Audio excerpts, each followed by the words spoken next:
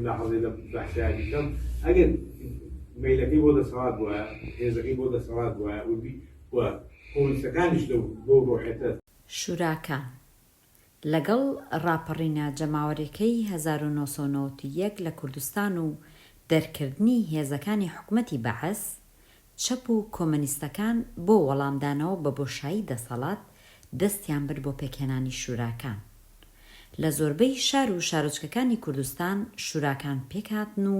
نمونەیەکیان لە دەسەڵاتدارێتی جەماوەر بۆ ماوەی 22 ڕۆژ نیشاندا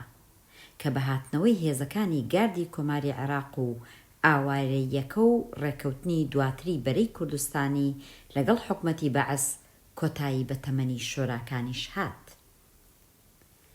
لە ماوەی ڕابردوودا و لە یادی شوراکاندا چەندین کۆڕ و سیمینار ئەنجام دراوە و ئەم یادە کراوەتەوە و لایەنە بەهێزەکانی تاوتێ کراوە وەک ئەلتەرناتیڤێک بۆ دەسەڵاتی داهاتووی کوردستان نیشان دراوە. ئێمەش لە پێشەنگ تێڤێ لە 22 مارسدا بەرنامەی تایبەتمان لەسەر ئەم بابەتە لەگەڵ نووری بەشیر ئەنجامدا. مەسەلەی شوراکان بۆ یەکەمین جار بوو هێزی جەماوەر پێبنێتە مەیدانەوە و دەسەڵاتی خۆی نیشان با لە دەرەوەی دەسەڵات و ئایدۆلۆژی و سیاسەتی حیزبەکانی کوردایەتی.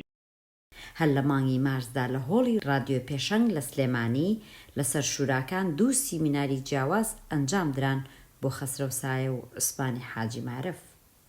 لەسەر گرنگی و بایەخدان بەم باسە لە ئێستادا عوسمانی حاجی معرف لە لێدوانێکدا بۆ پێشەنگ تێڤێ گوتی: شوراکان مەسەلەیەکی گرنگە بۆ مانایی کە لە ساڵی 1991 ئەو هەلومەرجە سیاسی کە ڕاپەڕینی خەڵکی کوردستانی یا ویا خۆشانی جەماوەری بوو، ئەو خۆشانە جەماوەریان لە هەلومەرجێکا بوو کە شەڕی کەندا و داگیرکردنی ئەمریکا بۆ عێراق و ئاڵگۆڕێکی جدی بوو لەو هەلومەرجەدا کە ئەحزابی سیاسی ناسیۆنالیستی کوردی عموماً فرسەت هەبوو کە بهێنن چۆن کۆنتڕۆلی کوردستان کەن. بەڵام لە هەمان کاتە ڕاپەڕینێکی جەماوەری بەرفراوان هاتن مەیدانەوە و لەو ڕاپەڕینەیە ئەتوانین بڵێن ئەگەر مەسەلەیە جێگەی یادکردنەوە بێ، جێگای جدێتی دەخالەت و دەوری خەڵک بێ، جێگەی هاتنە مەیدانی خەڵک بێ، ئەوەی کە کۆمونستەکانی ئەو سەردەما بە هەموو ئەفرادەکانی و ڕێکخراوەکانیەوە هەوڵیان نا لەوەی کە ڕێڕەوی ئەو مێژووە، ڕێڕەوی ئەو ڕاپەڕینە، ڕێڕەوی ئەو خۆشانە جەماوەریە گۆڕن بە ئاراستەیە کە هاتنە مەیدانی خەڵک ببێتە مایەی دەسەڵاتی خەڵک، دەخالەتی خەڵک، وجودی خەڵک لە ئیدارەکردنی دەسەڵاتی سیاسیدا، یاخو بڵین بەمانایە دەور و دەخالەتی خەڵک لە دەسەڵاتی سیاسیدا. ئەمە واقعەتی نمونەیەکی تایبەت بوو لە مێژووی ئەو کاتە ساڵی 1991 کە خەڵکی کوردستان یاخو کۆمونیستەکان هاو کات بەیەکەوە بووی کە ئەم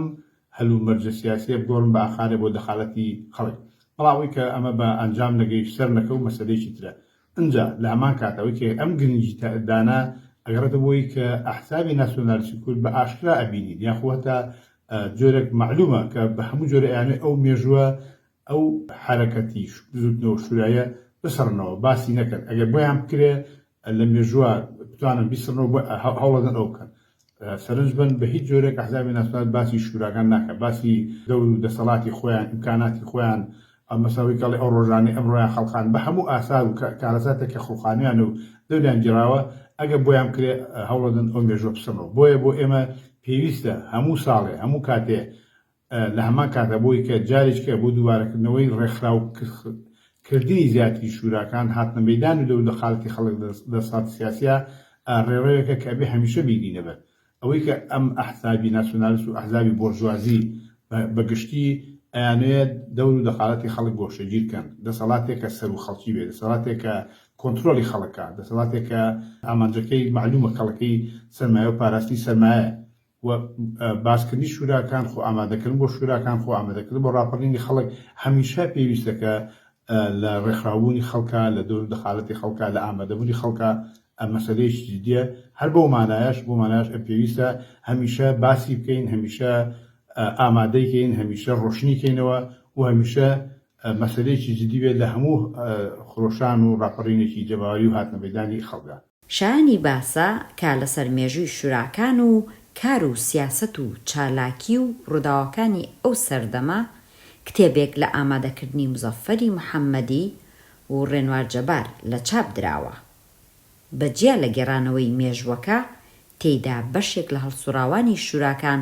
لە زاری خۆیانەوە باس لە ڕووداوەکانی ئەو کاتە و جێگە و ڕێگەی شوراکان دەکەن. گرنگی و پێویستی شوراکان وەک شێوەیەک لە دەسەڵات لە بەرنامەکانی داهاتووی پێشەنگ تێڤ تاوتوێ دەکرێت.